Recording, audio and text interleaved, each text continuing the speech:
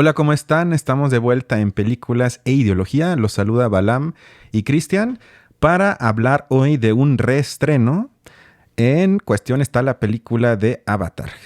Del gran Director director James James Cameron. Cameron, entre otros director de Titanic, Titanic, Aliens, Terminator 2. Bueno, Es una amplia decir, gama. un director que ha hecho películas que han cambiado tal vez. Icónicas hasta de Hollywood, ¿no? icónicas y también que tuvieron, insisto, que dejaron su huella en la cultura pop del cine. Sí. Y esta se reestrena porque el director está trabajando en la parte 2 de la película que se va a llamar Avatar Forma de Agua y se va a estrenar en algunos meses, creo que un poco antes de Navidad. Por lo tanto, se reestrena esta cinta. Pero antes de hablar de la película, me siento de alguna forma tristemente en la necesidad de hacer un pequeño excurso para ojalá de una vez por todas dejar claro lo que Balam y yo tratamos de hacer cada domingo en este espacio, porque creo que a veces sigue sin quedar exactamente claro. Lo que Balam y yo tratamos de hacer es analizar películas como Avatar y las 7 que llevamos hasta el día de hoy, porque pensamos que estas ofrecen una amplia superficie de identificación para un público mundial. Y muy importante este elemento de universalidad. Y nos hacemos entonces preguntas tipo, ¿cuál es exactamente su fascinación? ¿Qué anhelos despiertan? ¿Y a qué necesidades sirven? Porque, por ejemplo, una cita de Siegfried Kracauer, que fue de los primeros críticos de cine del siglo XX, las películas son y han sido una especie de ensoñaciones de la sociedad en las que sus deseos, de otro modo reprimidos, toman forma. Las películas son, pues, por lo menos a nuestra manera de leerlas, portadoras de ideologías presentes en la sociedad. Entonces, como producto cultural, estas también reproducen y producen conocimiento social. Lo que lleva entonces a que tratar de interpretarlas significa que tratamos de exponer ideas inconscientes y prereflexivas. Esto creo que también es muy importante. Y lo que lleva entonces a que este tipo de, digamos, análisis cinematográfico se convierte en crítica social y cultural. Pongo énfasis en la parte social. Y por lo menos desde mi lado, se basa principalmente en la crítica de la industria cultural creada de alguna forma por Adorno y Horkheimer a mediados del siglo XX. Estos dos autores afirmaron, desde mi punto de vista, correctamente en la dialéctica de la ilustración, que todos los productos de ella de alguna forma trazan líneas de asociación. Esto metafóricamente se lo tienen que imaginar como vías de tren que obviamente ya están establecidas y ya nos llevan hacia una dirección. Y esto implica entonces que cuando estamos, por ejemplo, en una sala de cine, estas vías ya nos llevan hacia un lado sin que necesariamente nosotros estemos conscientes de ello. En lenguaje más práctico sería que ya las películas de la industria cultural están hechas de tal manera que nos ponen música, por ejemplo, para que en un momento de la película estemos tristes. Uh-huh. O nos ponen un sonido para que estemos felices o para que estemos emocionados, etc. Es decir, hay una construcción de experiencia previamente formada que de alguna forma nos busca manipular para que salgamos todos con el mismo sentimiento de la sala de cine. Con esto se elimina la, entre comillas, autonomía del espectador, que según ellos se debería de enfrentar o confrontar intelectualmente con la obra cultural, en este caso una película. Lo que significa esto es que la industria cultural implica una comercialización de la cultura. ¿Esto qué quiere decir? Que todo está calculado, como todo en el capitalismo, nos guste o no, para crear un nuevo mercado. Lo que significa entonces que se pierde la autonomía de la obra de arte, como diría Benjamin, y del artista. Por lo menos en tipo ideal, porque uno podría decir, bueno, eso jamás ha existido. Eso sería una buena crítica. Por lo tanto, cualquier tipo de espacio de creatividad del individuo se atrofia. Y esto creo que es la parte que más nos interesa. Hay entonces una influencia de las condiciones capitalistas existentes sobre el campo de la sociedad y el campo de la cultura. Se podría decir en términos de Lukács que hay una especie de simbiosis entre, en términos marxistas, estructura y superestructura. Y esto obviamente, sobre todo pensando en la película como hoy, también tiene que ver con la relación de lo natural y el humano o los humanos. Esto implica entonces que se trata de un, digamos, condicionamiento del pensamiento de las personas en forma de mercancía. Y esto lleva a que supuestas reacciones íntimas en la sala de cine, en nuestro caso, son ajenas a la gente, es decir, que las experimentan como propias cuando realmente no lo son, por lo que acabo de explicar hace algunos segundos. Y esto tiene como consecuencia a una autoenajenación por identificación con productos de la industria cultural. Y la última frase, citando a mi gran ídolo Adorno, las películas son una clave de las tendencias sociales. En síntesis, lo que tratamos de hacer aquí es analizar las tendencias presentes en la sociedad usando como una especie de rodeo a las películas mainstream de la industria cultural. Sí, de hecho, esa es también la razón por la que únicamente lo hacemos sobre películas actuales. O que principalmente va a ser así, porque en realidad queremos hablar sobre la sociedad actual y las ideologías que se encuentran dentro de las películas como gran reflejo de muchas otras ideologías que existen dentro de la sociedad. Ahora un breve resumen. Avatar cuenta la historia de un ex marín discapacitado, no tiene piernas. Nunca nos dicen realmente por qué, pero parece ser que es por una guerra en la que una guerra parte, en la ¿no? que, ajá, sí, efectivamente. Y fue enviado desde la Tierra para infiltrarse, digamos, ya más adelante en la película lo sabemos, pero básicamente es enviado junto con muchas otras personas para poseer cuerpos de los alienígenas que habitan en un planeta extraterrestre, del cual parece ser que la sociedad, en especial el ejército, quiere tomar parte de los recursos. Realmente es una especie de mezcla, ¿no? Porque es el ejército más una corporación. O sea, como que yo lo entendí como que el ejército contrata una corporación para explotar los minerales que están ahí, y el ejército lo que va a hacer es a proteger, digamos, los complejos, los intereses de las corporaciones y buscar los recursos para los que van. Entonces, este soldado realmente es enviado como infiltrado. De hecho, cabe decir que él no estaba como completamente adiestrado para la misión, pero como es casualmente hermano gemelo del original, pero el original murió. Entonces él llega como reemplazo de su hermano y todos sabemos esta historia, ¿no? Lo reemplaza, toma el cuerpo del alienígena, que es un avatar, justamente. Ese es, digamos, sería como una definición de lo que significa avatar. Y empieza, digamos, a tratar de introducirse en su sociedad, ¿no? Para lo que le sirve, de hecho, se sirve del trabajo de los antropólogos, que también están, que es como otro grupo, además de los corporativos y los militares, están como los científicos antropólogos, que tratan de comprender a la población aborigen. Obviamente. Los de la ENAVI. Y bueno, trata de... No, sin remordimientos. Persuadirlos pues justamente de que se vayan porque no quieren matarlos. O sea, es como una especie de disuasión amable o suave para evitar matar a los aborígenes o tratar de hacerlo, ¿no? Justamente la película resulta muy interesante porque ocurre realmente en un contexto que nos resulta, al menos creo yo, a los que vivimos en América, muy similar al proceso prácticamente de conquista. Pero bueno, con esto empezamos, digamos, la discusión. Yo justamente quería hacer, digamos, a mí me parece que se pueden hacer dos grandes comparaciones dentro de esta historia. Por un lado está la cuestión de la conquista, que yo creo que es evidente a todas luces que va por ahí el asunto, ¿no?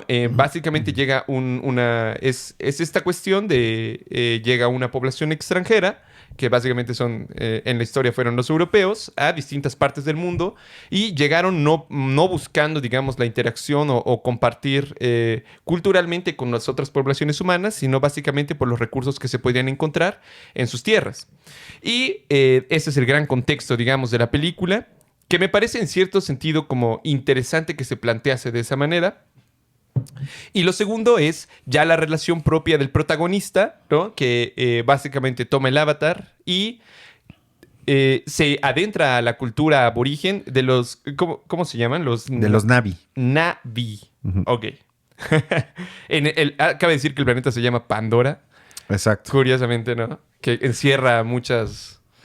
Y ellos abren la caja de Pandora. Sí, es una metáfora, perdón, pero muy mala. Nivel Disney. Sí, total. Bueno, en fin. Entonces, esta otra relación, digamos, del protagonista que llega con los aborígenes, se enamora de la princesa aborigen y se convence de que quienes estaban equivocados eran más bien los humanos a los que él estaba ayudando, aunque al final no completa su misión y termina peleando contra los propios militares, tratando de evitarlo. Tampoco lo logran porque destruyen el árbol sagrado, que era como la unión de ese mundo que tiene especie de relaciones generales entre todos, ¿no? Como comunicaciones muy, muy profundas, porque comparten como redes neuronales con los animales, con las plantas y todo. Y bueno, al final se queda con el cuerpo aborigen, porque el suyo pues ya no tiene piernas, ¿no? Y estaba prácticamente al borde de la muerte. Pero básicamente es esa cuestión. Yo encuentro esas dos como paralelos, esas dos similitudes entre uno y otro. Comparto. Y nada más para dar un paso para atrás, o sea, esta película tuvo éxito en todo el mundo y en consecuencia en muy diferentes ámbitos culturales, por lo cual nos deja entrever que responde a necesidades con las que aparentemente mucha gente se puede identificar. Es decir, que no es una historia que únicamente provoca emociones en la parte occidental, de donde sale la película, sino tuvo igual éxito, si no es que más, sobre todo en las partes asiáticas del mundo. Esto me parece que hace aún más importante la revisión de esta cinta. Lo que al inicio quisiera decir es que Avatar, desde mi punto de vista, quiere entretener y sigue, por lo tanto, al pie de la letra lo planteado de Horkheimer y Adorno, que expuse hace algunos minutos, que el espectador no debe necesitar pensamientos propios a la hora de ver la película. Se nos toma de la mano, se nos infantiliza y se nos dice en cualquier momento lo que debemos sentir, quién es el bueno, quién es el malo, y así se nos lleva por la película. Que de hecho esta cuestión de quién es el bueno y quién es el malo es remarcado de una manera que ya propiamente hablando de la técnica del cine me pareció mala, porque realmente son los estereotipos de los personajes llevados prácticamente al absurdo. Sí, al extremo, donde no hay grises algunos, sino sabemos casi al minuto 5 cómo va a terminar todo esto, quién es el supuesto héroe, quién es el villano, que además es malo porque nace malo. Y todo eso parece, insisto, una película de Disney como hemos visto cientos. Y se plantea entonces en la película una especie de utopía que para mí es más de lo viejo, porque existe, ahorita vamos a profundizar un poco sobre ello, una opresión de lo individual ante lo colectivo, hay un culto al cuerpo, un culto al líder y un apoyo también en algunas partes a tendencias, yo les llamaría hasta protofascistas, y también la regresión a mitos supuestamente originarios. ¿Por qué? Porque los Navis, que así se llama el pueblo, nos es presentado como pueblo que vive integrado a la naturaleza. Y la contraparte, desde mi punto de vista... Literalmente integrado. Exacto, literalmente integrado, exactamente. Ahorita voy a eso. Y se abre entonces la dicotomía completamente maniquea entre los Na'vi y los humanos, que nosotros obviamente estamos fuera de eso, vivimos fuera de la naturaleza. Y se tematiza, y esto me parece interesante, porque creo que también por eso tuvo tanto éxito, porque lo que se deja entrever, sobre todo al inicio de la película, es que el mundo, digamos, occidental se encuentra dominado, según la película, por una falta de sentido, digamos, por la racionalidad y por también, obviamente, como ya dijiste, el militarismo colonial. En cambio, otra vez la aparente contraparte, los Na'vis viven en armonía. Se podría decir hasta que son idénticos consigo mismos. La naturaleza y una diosa. Y esto es obviamente en la película presentado como un aparente paraíso. Y esto me resaltó porque se tocan temas que sí son ciertas, es decir, que se podría afirmar que es un problema el dominio que existe en el mundo, entre comillas, moderno, con respecto a la relación que tenemos con nuestro entorno, cómo lo explotamos, cómo poco a poco nos acabamos los recursos, etc. También hay un problema que hablamos, de hecho, en la película hace una semana, entre el individuo y la colectividad, cómo pensar ese tipo de relación. También se puede decir que mucha gente, y quizás hasta yo me meto en ese grupo, hemos sentido una pérdida de sentido en nuestras vidas personales por miles de cosas. Y también hay una, sin duda, cada vez más creciente erosión de estructuras en la sociedad. Existe explotación laboral, hay guerras, etc. Pero en vez de dejar estas antinomias y dejar que el público reflexione con respecto a ellas o alrededor de ellas, la película trata de crear todo el tiempo, desde mi punto de vista, respuestas simplistas y salidas que no son de este tipo de problemas. Fíjate, yo creo que el protagonista tiene una relación muy interesante con, digamos, la ideología dentro de su propia mundo, por así decirlo, de su propio mundo, de su propia realidad. Porque realmente él estaba como convencido totalmente o de manera que aparentemente no dudaba con facilidad de los intereses y de las motivaciones de los militares, ¿no? Estaba prácticamente convencido de que los intereses de su propia comunidad, de su humanidad, eran los intereses que iban persiguiendo ahí. Pero realmente, conforme pasa el tiempo y alcanza a conocer al otro, digamos que sería en términos antropológicos como la panacea, por así decirlo, se convence de que realmente las ideas que seguía no son lo que él creía y que más bien resultan como frente a nosotros los espectadores resultan como salvajes. Realmente las propias intenciones de nosotros como seres humanos llegando a ese planeta son la verdadera bestialidad, y la civilidad que existe dentro del mundo aborigen radica sobre todo, como lo acabas de decir, en su unión con la naturaleza y su aparente falta de contradicciones internas, ¿no? Que esa es otra cuestión. Aunque la sociedad indígena, aborigen, está establecida, por lo que se nos deja ver, en una especie de relación tribal, porque hay como un jefe y hay un jefe que tiene la autoridad sobre el resto, que además es heredado, y la gran cantidad de aborígenes que responden al líder, pero no existe básicamente contradicción dentro de esa sociedad. Es una sociedad utópica, justamente. Y es una utopía que nos vende Hollywood. A mí me parece, primero, interesante cómo el protagonista logra salirse de ello para llegar al otro mundo, ¿no? Pero eso dentro de su mundo, ya como crítica de la ideología, cómo se nos presenta este relato a nosotros como espectadores, es donde yo creo que radica lo posiblemente ideológico de la película, o una de sus posibles variantes ideológicas, porque lo que básicamente nos está diciendo es un paraíso que construye Hollywood solamente puede ser aceptado, es decir, únicamente el protagonista para nosotros como espectadores es justificable su acción de volverse del lado de los aborígenes, en tanto que este mundo se nos presenta también como idílico a nosotros, ¿no? Eso es algo común dentro de Cameron. O sea, retrata como cuestiones de las clases bajas, como en Titanic, por ejemplo, donde básicamente el protagonista también es de clases bajas, pero lo presenta de una manera idílica, ¿no? Es como moralmente es perfecto, estéticamente también lo es, y por ende, pues todas sus acciones están justificadas de antemano, por así decirlo. Lo mismo con el mundo que se nos presenta en Hollywood. Este mundo es tan perfecto que no pudiéramos reprobarlo. Diríamos incluso que es mucho más perfecto que el nuestro, simplemente porque no tiene las propias contradicciones, aunque no posean la tecnología que tienen. Pero para nosotros espectadores es casi imposible no sentirse interpelado o sentirse sensibilizado por la forma en la que los alienígenas llevan su vida prácticamente perfecta. Perdón. Bueno, pero por ejemplo, en el caso de Titanic y del protagonista de clase baja, únicamente nos es aceptable para nosotros en tanto que responde a esa imagen. Pero, ¿qué pasaría si realmente el personaje de clases bajas fuese representante de las clases bajas del tiempo de Inglaterra?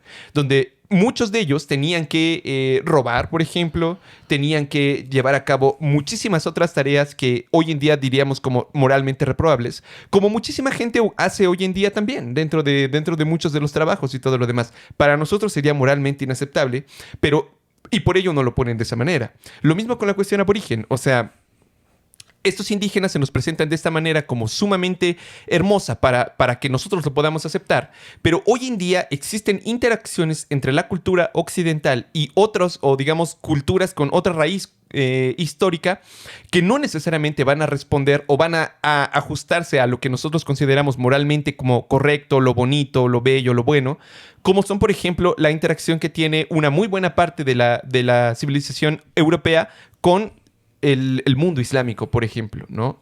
Sería muy difícil hacer una idealización del mundo islámico teniendo en cuenta, digamos, la cuestión de la burka y todas las demás situaciones que se critican de este mundo idealizado. Entonces, en primer lugar, me parece que este mundo idílico aborigen que nos vende Hollywood es profundamente falso, en tanto que solamente lo podemos aceptar en tanto que comparte nuestros valores morales, ¿no?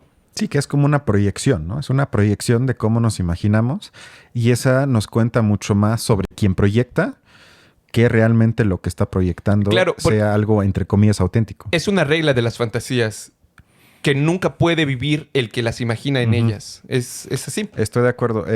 Construyendo o siguiendo con la lógica que estás argumentando, hay que decir que es muy curioso que la naturaleza que estamos viendo en la película fue creada completamente por computadoras que en ese entonces, estamos hablando de 2009, eran las más nuevas. O sea, la tecnología 3D con esa película tuvo como su máxima expresión y estamos viendo entonces algo natural creado completamente digital. Creo que eso dice mucho sobre eso que acabas de decir, porque eso sería la proyección otra vez en su expresión máxima. Y que realmente eso es una, digamos, como una ideología muy, muy difundida en general con respecto a la naturaleza, como poniéndola completamente como bondadosa o como la víctima, pero la naturaleza también son epidemias, la naturaleza también son... la misma naturaleza entre los animales es sumamente cruel, la evolución no es otra cosa más que una forma de avance a través de la crueldad. Exacto. Se convierte en esto que vemos en la película de Avatar únicamente a través del filtro ideológico que es la proyección a través del humano, además con el fondo ideológico de Hollywood. O sea, está peor aún, porque tenemos ahí además la historia de Pocahontas envuelta en un romanticismo utópico de un pueblo que vive completamente armónico con su tierra. Pero esto para mí es una forma de escapismo, porque como ya dije, se usa la tecnología más nueva para rendir homenaje a una sociedad completamente arcaica. Y bueno, vamos a hablar un poco sobre cómo vive el pueblo de los Na'vi. Porque hablemos un poco. Y si me quieres interrumpir para decir qué te parece, en la película se nos dice que ellos tienen un árbol sagrado, que es, como ya dijiste, una especie de conciencia colectiva histórica de la Pachamama. Sí. No usan Pachamama, pero se podría decir que hablan de Madre Tierra y se podría traducir, yo creo que más o menos de manera correcta, como la Pachamama. Ciertamente. Y que además Jake, o sea, el que es infiltrado, es presentado como el cultural y los Na'vis como los naturales. Esto obviamente otra vez es un falso antagonismo porque ninguno de los dos es ni uno ni la otra cosa, sino ambos son ambas cosas. O sea, porque incluso dentro de los Na'vi hay construcciones culturales. No es completamente natural y al revés también con Jake, pero se abre como esa separación entre que unos son completamente cultura, de alguna forma enajenados de Occidente, y otros están abrazando árboles y todo eso, y ellos son completamente como si fuesen parte de nuestro entorno natural. Digamos que se caracteriza mucho una especie de relato ideológico que se hace también alrededor de la ecología y de muchos movimientos como indigenistas, ¿no? Creo que en el fondo es esta cuestión. Sí, como si ellos estuvieran de alguna forma inmiscuidos y fuesen nada más árboles en humano. O sea, como que si fuesen naturaleza humanizada, pero ahorita voy a eso. Y esto obviamente lleva a una lógica que convierte a la naturaleza en una autoridad en la película completamente incontrovertible, que nada más puede ser interpretada por una chamana. Que eso también se muestra en la cinta. Y esto lleva a nivel político de que las decisiones políticas se toman a través de un proceso esotérico en el que solo participan unas pocas personas. En otras palabras, no hay democracia. Una vez más, en una película de Hollywood, es todo menos democrático. El mundo utópico no es democrático. No es democrático. Justo como esta cuestión de que tampoco tienen contradicciones internas. O sea, no hay conflictos. Es prácticamente... Es completamente armónico. Es completamente armónico, exactamente. Lo que lleva entonces a la conclusión de que los Na'vis dependen de la superstición y de acontecimientos naturales que ellos interpretan a través de la chamana, como ya dije. Por lo tanto, ellos dependen de la naturaleza, la fe y el miedo. Y además, otra cosa que también conecta con esto es que hay un control cuasi simbiótico de la naturaleza por parte de los Na'vi, porque ellos nada más, entre comillas, nada más, matan con flechas y con las manos. Y además, esto me recuerda a un cuento de Zizek, donde también, bueno, es que los indígenas le rezan a la montaña antes de explotarla. Y hay una cita de la película donde la protagonista, la princesa, le dice a Jake, cito, nosotros somos una red de energía que fluye a través de todo. Toda la energía es prestada y un día debemos devolverla. Esto me recuerda un poco también lo que hablamos hace, no sé si la última vez o la penúltima vez, de que todos somos vibras, todos somos energía y realmente todo fluye siempre. Y esta otra vez habla una división maniquea entre lo que la película presenta como dominio positivo de lo natural y un dominio negativo de lo natural, porque hay que preguntarnos, ¿al animal le importa si le rezamos antes de matarlo? Eso no quita el acto violento de al final matarlo. Pero se nos presenta que si le rezo antes, es aceptable matarlo. Pero si saco el rifle y lo mato, entonces realmente es malo y estoy enajenado. Cuando realmente no hay diferencia. Ambos buscan dominar nuestro entorno natural, pero uno es presentado como positivo y el otro como negativo, cuando realmente es, en su lógica, exactamente lo mismo.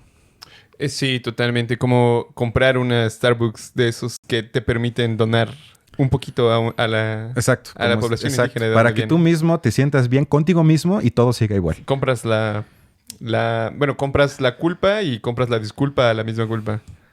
Claro. A mí me parece, digamos, justamente...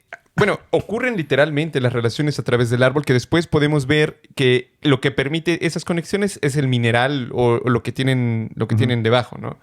Pero sí, totalmente. O sea, la sociedad que se nos presenta de nuevo se parece como idílicamente, pero aceptable moralmente. O sea, en el fondo, los indígenas comparten como inexplicablemente por qué unos indígenas alienígenas comparten los valores morales de la humanidad misma, ¿no?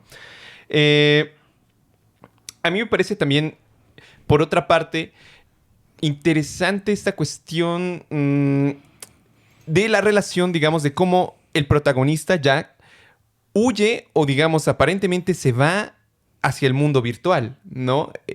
Nos recuerda también un poco a la cuestión de Matrix o lo de la película anterior, de cómo es más bien se crea un mundo virtual y un mundo real, por así decirlo, aunque él lo siente más bien como el mundo... Realmente ambos ocurren en la misma realidad, pero una cuestión era como el avatar y otra cuestión el humano. Entonces al final él decide recurrir por lo virtual o por lo animado y dejar atrás el mundo real. Entonces eso es muy interesante porque decíamos hace rato, es casi como si Neo eligiera quedarse de nuevo en la Matrix, ¿no? Nada más que con la diferencia de que él es consciente de que existen ambos mundos. Pero finalmente él decide al final quedarse en el paraíso idílico, por así decirlo. Exacto, sí. Esto también conecta un poco con algo que yo apunté, que tiene que ver con algo que ahorita dijiste, de la relación de los humanos con lo, digamos, no humano. Es decir, cómo en la película hay una humanización de la naturaleza.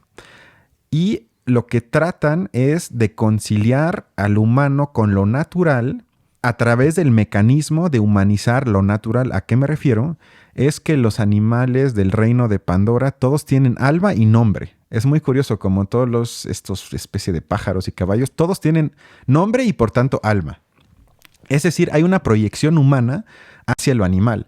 En la vida real lo vemos cada vez más creciente, y a mí me preocupa, con las personas y sus mascotas, que también proyectan muchísimas cosas que ya no encuentran en la sociedad o en otros humanos en los animales o a los animales, como la bondad, como la fieldad, como como todos esos valores positivos humanos que se construyen entre humanos, como ya no los encuentran, los proyectan hacia los animales y entonces aman más a los animales que a los humanos. Recuerdo haber visto un meme que era así como de una chica que le dice a su perro de tú eres el único que me entiende, gracias y todo lo demás, y el perro en su mente diciendo... Amiga, eso es porque no tengo capacidad de hablar ni de estructurar conocimiento. Si pudiera hacerlo, también te ignoraría. Exactamente, ese es el punto, exactamente. Es decir, que la naturaleza se personifica con el nombre de la Madre Tierra, que ahí también es una forma de proyección de personificar algo no humano. Y como ya dijimos, esto es una proyección por parte de los humanos porque no hay nada natural en este tipo de construcciones, sino siguen saliendo de nosotros. Y esto me recordó a una cita de Krakawa que decía, porque otro elemento de la película es que una y otra vez se nos llena el ojo, yo creo que también porque fue por la tecnología del 3D, con paisajes naturales imponentes que parecen majestuosos. Y esto, insisto, a Krakawa lo llamó que en este tipo de cintas los seres humanos son reducidos o se convierten en apéndices de los paisajes primitivos. Y creo que hay muchas escenas en la película donde se cumple esta expresión de Krakawa. Y además otra cosa que tengo que mencionar es que los viejos y los enfermos no tienen oportunidad alguna en el mundo de Pandora. Porque hay una escena en la cinta donde Jake tiene que participar en un tipo de rito de iniciación para formar parte, iba a decir culto, pero vamos a decir parte de la comunidad de los Na'vi, donde tiene que, se puede decir, domar a un, ¿cómo sería? Un caballo alienígena. Un caballo alienígena, exactamente, que es un trabajo físico además dificilísimo y donde le dicen, pues nada más hay dos opciones, o él te mata o tú lo dominas. Y se hace culto y se presenta eso como algo positivo y emancipatorio, cuando realmente la implicación es que si no soy bueno físicamente o tengo alguna discapacidad o lo que sea, pues nunca voy a poder formar parte de esa comunidad. Y además se presenta a los indígenas muchas veces, otra vez, envolviéndonos en un culto al físico, porque todos son fuertes, sanos, altos, y hasta a veces tienen como una especie de, ¿cómo se dice? Como de que me recordó un poco a esos trajes que aquí venden supuestamente indígenas, o sea que se hacen como dibujitos y se hace también como hincapié a cierto tipo de cultura ancestral o algo así. Es decir, que se enfoca mucho en la parte física, en la parte de los cuerpos de la población indígena. Pero qué profundamente racista es, o sea, realmente claro. es profundamente racista, porque prácticamente lo que está diciendo es, si tú no eres una población indígena que se comporte de esta manera bonitamente, o sea, tienes que comportarte así, porque si no te comportas así, no mereces no mereces nuestra comprensión, básicamente. Porque, vamos, esta cuestión de los indígenas, que se retrata también en una película muy famosa llamada Danza con Lobos, donde prácticamente ocurre lo mismo, o en Pocahontas, solamente funciona porque la comunidad indígena nuevamente es digamos, corresponde a los estándares idílicos u utópicos creados por el que los va a conquistar. Pero, por ejemplo, ¿qué pasó con las comunidades indígenas que existen alrededor de Vietnam, por ejemplo? Prácticamente fueron aniquilados en gran medida.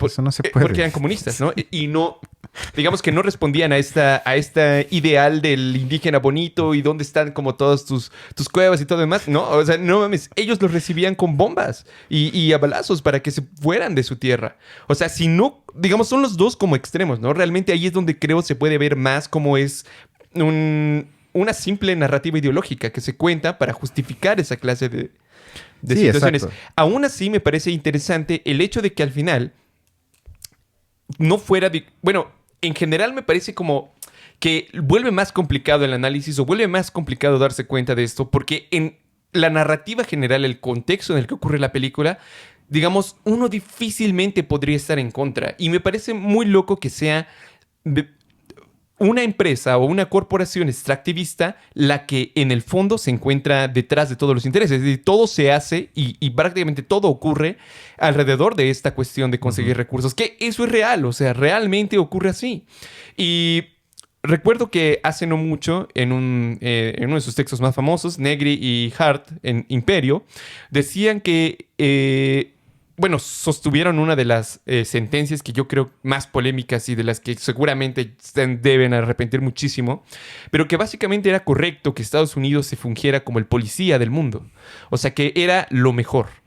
Entonces, en el fondo lo que está ocurriendo es que y además es esto, ¿no? De que las empresas ya son como superiores a todo lo demás y que realmente no tienen nación y todo esto, pero muchas de las empresas son custodiadas por el ejército estadounidense o la OTAN. O sea, siguen siendo como profundamente también relacionadas con los armamentos, digamos, el cuerpo bélico de los países, porque en el fondo son cuestiones estratégicas. Entonces me parece interesante que la película pusiera en el contexto eso, o sea, y que como que pusiera como malos a los que llegaban a recibirlos con bomba. No sé, por ejemplo, Irak.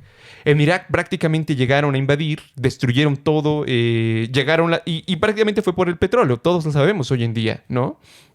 Pero su población, la población iraquí, no fue idealizada, por así decirlo. Prácticamente fue puesta como el enemigo. O sea, fue como la acción contraria, ¿no? Sí, aunque yo creo que las interpreto más como dos caras de la misma moneda, porque si bien en este caso se trata de poner, sí, claro, desde los primeros 5 minutos como malos a los agentes, digamos, del imperio que quieren colonizar y saquear a una población, me parece que en el caso de las guerras en el mundo real, lo que luego no se tematiza de ninguna forma son, por un lado, las contradicciones internas del país que es invadido. Es decir, que se hace lo mismo pero al revés. O sea, en este caso se convierte en una comunidad utópica. Totalmente irreal, totalmente como una proyección fantasiosa ideológica. Y en el mundo real es lo mismo, pero bajo la lógica invertida, porque es una proyección de fantasía otra vez, que son el eje del mal, que es completamente lo malo. Pero sigue siendo la misma lógica de decir que es un bloque homogéneo además, donde no hay contradicciones, sino o son completamente romantizados como en Avatar, o forman prácticamente Mordor con Sauron, liderándolos, que hay que liberarlos de eso. Que ese es un fenómeno que está ocurriendo muchísimo ahorita con la guerra con Ucrania, Rusia y toda la cuestión con la OTAN. O sea, en el fondo, digamos, un análisis sincero tendría que partir del hecho, pues, de que son imperios que se están enfrentando de alguna manera, como antes ocurría y ha ocurrido en general a lo largo de la historia. Los estados poderosos se pelean por los recursos, por los territorios, porque cada uno sigue sus intereses.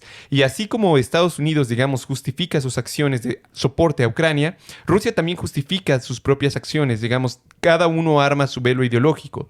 ¿Cuál de los dos es correcto y cuál de los dos es incorrecto? Pues yo creo que no hay que caer en eso. O sea, realmente ni Putin es completamente malo, ni los gringos son completamente buenos por estar protegiendo lo que hacen. Ni al revés, ¿no? Exacto. Ni al revés. O sea, en el fondo, esos son como cuentos que solamente existen para que evitemos investigar más. Porque si no estamos conformes con eso o no sabemos quién es el bueno y quién es el malo, lo que provoca es que tenemos que investigar más para tomar una decisión. Para si no estamos en el mundo de la película de Avatar, donde sabes en la película de Avatar quién es el bueno y quién es el malo. Es cierto, ese es como su... Y la otra cosa que iba a decir es que muchas veces tampoco se quiere tematizar de que, por ejemplo, un país como Alemania quizás no es imperialista como los Estados Unidos o Rusia. Sin embargo, gran parte de su riqueza se basa en la explotación o en el beneficio que tienen empresas alemanas en países como, por ejemplo, México, donde está Volkswagen, entre otras muchísimas, o ellos se van a países de Asia donde pagan pocos impuestos con bajos salarios, y eso provoca entonces que la sociedad alemana vive en gran parte a costa de muchos otros países, pero no necesariamente por acciones bélicas, sino por la simple lógica estructural del capitalismo que así funciona. Se podría decir que hasta nuestro bienestar, que es muy menor comparado con otros, pero es muy alto comparado con muchos otros también, se basa también de ese tipo de funcionamiento y de que, por ejemplo, el micrófono que estamos usando, la computadora, es construida en partes del mundo donde la explotación es muy voraz y nosotros de alguna forma participamos en eso, y eso también se podría interpretar bajo la clave de una acción pues, colonial o de dominación, sin que sea esa acción bélica siempre con armas de extraer los recursos. Y creo que ese tipo de complicaciones, porque es complicado, o sea, yo jamás diría que entonces el problema o la culpa es de nosotros por comprar el micrófono, pero sin embargo ese tipo de matices de dominación estructural de ciertos países sobre otros no se muestra ni de cerca en Avatar ni en muchas otras películas, sino siempre es la invasión directa que cada vez se ha disminuido, digamos, en términos históricos, cada vez hay menos esa invasión directa, sigue existiendo, pero es menos. Y esta creo que también cumple con el parámetro fácil para que mucha gente se pueda imaginar cómo funciona eso y no se atreve a hacer una película que complica un poco las cosas y que no habla de bueno ni malo, sino que diría que quizás nuestro nivel de vida es el problema y que cómo afecta eso a otros países y cómo lo podríamos cambiar y quiénes realmente son los que se benefician de esta estructura. Pero te quería además preguntar qué es lo que opinas, ya avanzando en la trama de la película, cuando Jake ya se convirtió en Na'vi y hace una especie de asamblea y de alguna forma, yo lo interpreto como que quiere convencer, aunque no hace falta mucho, a la comunidad para que vaya a la batalla contra los humanos. Y en esa escena, me parece de manera ejemplar, se crea este nuevo culto al liderazgo alrededor de Jake. Porque ya no hay una separación entre el interés del individuo y el interés general. El ejemplo de la vida real sería ahorita lo que hizo Putin con su movilización parcial del ejército en su país, que obliga a los hombres de cierto rango de edad a ir, por lo menos estar atento a que los puedan mandar, pues ya sea a la frontera o por lo menos a alguna parte ahorita de la guerra que tienen con Ucrania. Y hay sanciones a los hombres que no quieren o incluso están huyendo del país. Es decir, que no hay una separación en la vida real entre el interés de esos individuos y el interés de Rusia como país, o en este caso del interés del régimen de Putin. ¿Y no te parece que eso en la película responde a una lógica similar? Sí, sin duda. Yo creo que de hecho es una de las grandes... vamos a decirlo de esta manera. En la relación entre masas y dirigentes, que eso siempre ha existido, al menos en nuestras sociedades desde hace unos 10.000 años, siempre ha existido como esta relación entre masas y, digamos, gente que lo dirige. Y hay como ciertas herramientas ideológicas que a lo largo de la historia se han ocupado reiteradamente. Una de esas es el mito del héroe, del gran héroe que es como convocado por la comunidad para salvarlo en un momento de peligro. Maquiavelo se da cuenta de esto en uno de sus textos sobre no me acuerdo si es la última década de Tito Livio. Uh-huh. Y él justamente se da cuenta de que esta figura se ha repetido a lo largo de la historia en muchísimos lugares del mundo. Uno de esos era la República Romana, otro de esos son los principados italianos, y él dice que lo resume en una imagen que es el condottieri. Digamos que es como una especie de héroe que es llamado solamente cuando hay momentos de gran peligro. Uh-huh. No nada más, o sea, como que las condiciones tienen que darse como de cierta inestabilidad, como de cierto peligro, para que entonces pueda haber alguien que llegue y salve. Esa imagen, independientemente de si existe o no el peligro, Maquiavelo dice hay que utilizarla. O sea, el buen líder tiene que saber cómo utilizar esta imagen, o el buen príncipe tiene que saber cómo utilizarla para poder generar más consenso dentro de la gente de las masas o de la gente que gobierna. Posteriormente, Gramsci rescataría esta figura y diría que justamente se ocupa muchísimo, sobre todo a través del fenómeno del populismo, que también lo ocupa profundamente. O sea, porque es una herramienta poderosísima. Yo creo que en el fondo se está reproduciendo esta imagen del líder idílico que llega en el momento de peligro, y la comunidad prácticamente podría haber hecho quizás lo mismo sin él, pero necesitan a un líder que esté allí, que funja como el símbolo de todas sus luchas para que puedan, digamos, como dirigirlas. Yo creo que es una de las herramientas, digamos, de organización o de control social de masas más poderosa, porque ha existido muchas veces a lo largo de nuestra historia, y creo que justamente corresponde un poco a esta imagen la que ocupa Jake. No, y sería una postura, hay que decirlo, antimoderna, porque liga al humano a una parte de la tierra.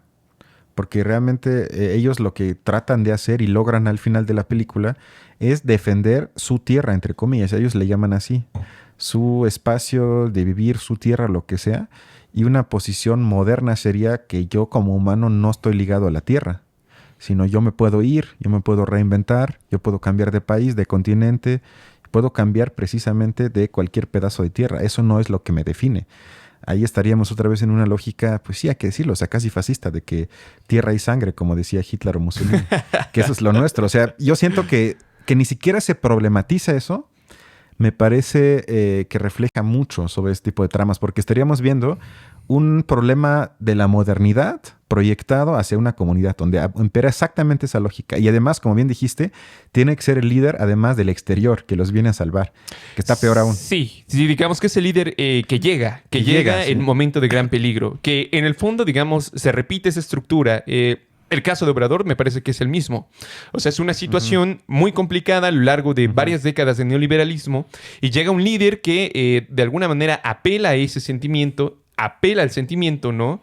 Y la gente lo interpreta como como el gran llamado o el gran convocado o el que está destinado a salvarnos de esta situación. Que realmente es una situación, de nuevo, puede que sea así, puede que no sea así, pero el problema es que no se problematiza racionalmente las condiciones que permiten que eso exista. Es decir, nunca hubo en ningún momento un intento de parte de Jake de tratar de que los demás racionalizaran la situación, sino que únicamente se estableció toda su organización en función de la emoción. No, ¿no? y sobre todo lo que a mí me interesaría ver a veces, ¿qué pasa con la gente que dice, oye, carnal, yo no quiero morir por esto? ¿Qué hago? Sí. Oye, yo no quiero vivir, ¿ok? ¿Me puedo mudar o me dejas, o yo los espero aquí a ver si ganan? O sea, ¿qué pasa con la gente? Si no, se asume que todos gritan como con Goebbels, que quieren más guerra, quieren sufrir más y todo. Oh, sí, sí, sí. O sea, se asume automáticamente que todos queremos morir por la patria, por la tierra. ¿Y qué pasa con la gente que no? Esa es una consecuencia, digamos, de la visión maniquea entre manejar las situaciones como buenos y malos. Porque incluso hoy en día, fíjate, he visto comentarios, sobre todo, digamos, relacionados al conflicto entre Ucrania y Rusia, aunque en el fondo es entre Estados Unidos o la OTAN y Rusia. Y he visto así como que en varios comentarios que obviamente son noticias que de repente no dicen bien la verdad, pero así como de Putin amaga con la guerra nuclear. Y entonces he visto comentarios de personas de Estados Unidos que dicen, empecemos la guerra nuclear. O sea, ellos se lo ganaron, ellos quieren eso, hay que eliminarlos, son malos, son lo peor de este mundo, hay que destruirlos. No sé ni siquiera por qué estamos dudando, ¿no?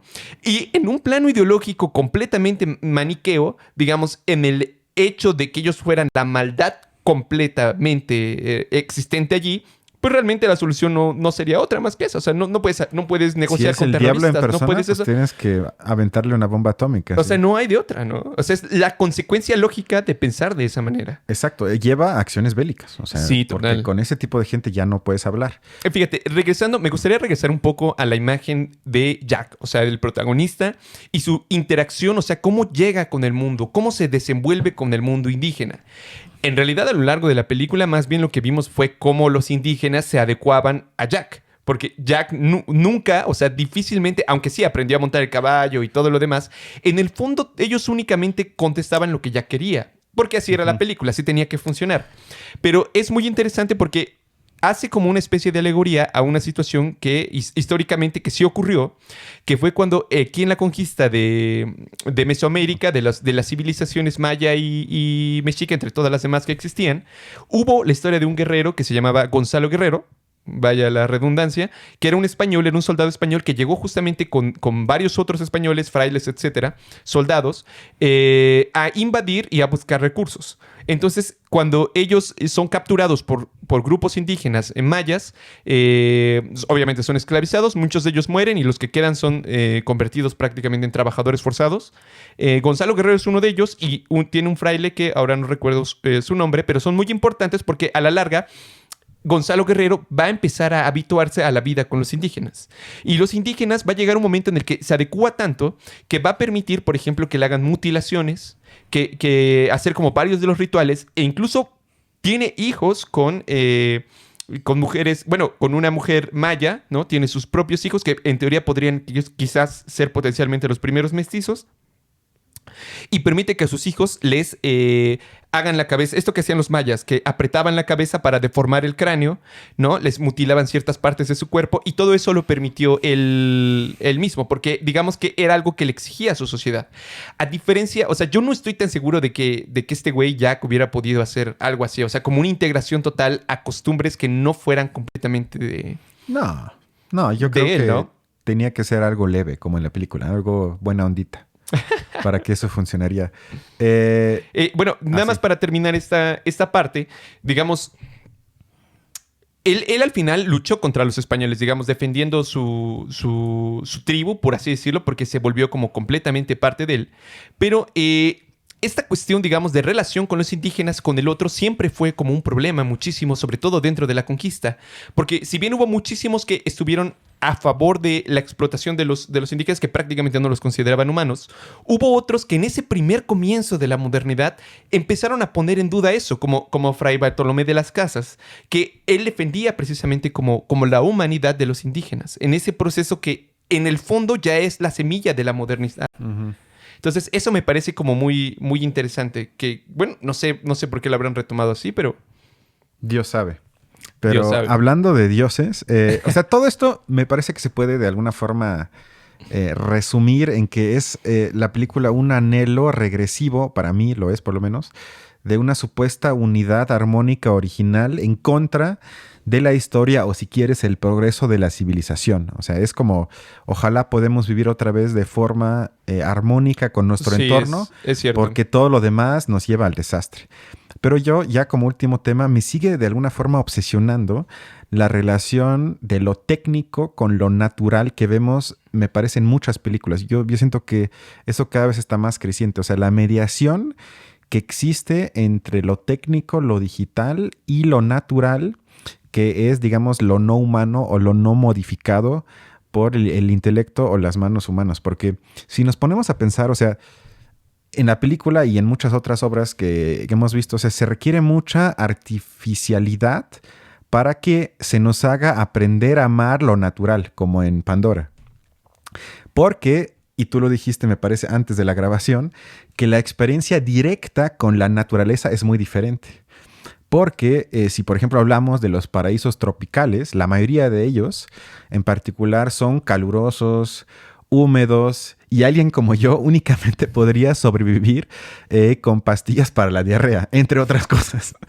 Por eso, en las películas de aventureros, que hay muchas, que luego están en la selva, por ejemplo, ellos llevan equipos que consiste en material para estar en lo natural sin entrar en contacto con ella. ¿A qué me refiero?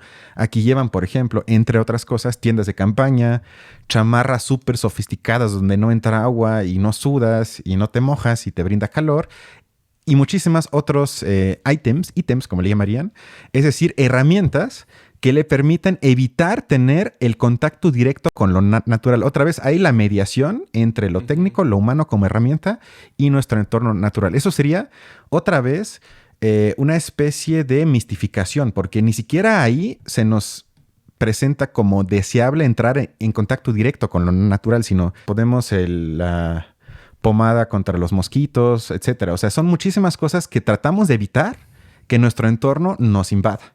Sí, de hecho, una muy buena parte de la tecnología en general se crea para tratar de establecer esa diferencia con lo natural. Que eso nos ha permitido muchísimas cosas. O sea, construimos casas, el avance de la medicina para que no cualquier virus nos afecte, etcétera. Pero en las películas se crea el paraíso donde aparentemente, como ya espero que haya quedado claro, no es así, pero aparentemente estamos en contacto directo con lo natural. Y mientras yo y María estamos aplastados en la sala de cine, se nos presenta entonces un paraíso creado por computadoras completamente, obviamente, digitales.